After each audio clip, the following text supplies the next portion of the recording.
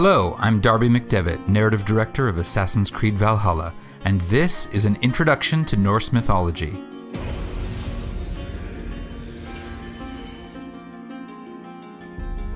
Assassin's Creed Valhalla takes place in an era that marks the gradual transition from the pagan religions of old Europe to modern Christianity. In England, where most of our story is set, the Christian faith has recently gained a firm foothold, but there are still many pagan religions flourishing. Most notable of these is the pantheon of gods worshipped by the Norse people who lived in the regions we now call Norway, Sweden, and Denmark. This eclectic collection of gods includes such figures as Odin, the All-Father and King of all gods, Freya, goddess of love and battle, and Loki, the obstinate trickster. For all the Norse characters in our story, including our protagonist Eivor, these gods and the stories about them constitute a living religion. They offer comfort and wisdom to the men and women who take them seriously. But these were not gods who offered revelation or promised salvation.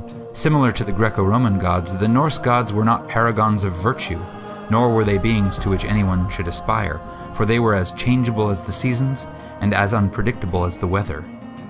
In the Norse conception of reality, the world was broken up into 9 realms, with Asgard being the home of the most important gods. Accessed by a bridge of light known as the Bifrost, Asgard was the site of Odin's Hall of Slain Champions, called Valhall, or Valhalla. This was the final resting place of all warriors who died bravely in battle, weapon in hand, and whose reward it was to remain at Odin's side, drinking and warring until the coming of Ragnarok, the battle at the end of time. As one might expect from a people who valued courage and honor, the Norse approached their gods somewhat bluntly. They did not pray to them asking for redemption, they bargained with them, making sacrifices for a stroke of good fortune. Where virtue and sin and redemption are hallmarks of the Christian faith, for the Norse sensibility, ideas like honor and reputation held much greater sway. But this does not mean that the Norse religion lacked notions of goodness or ethics. Through sources like the poetic Edda, we can find, amid tales of debauchery, deceit, and cruelty, passages of great beauty and common sense.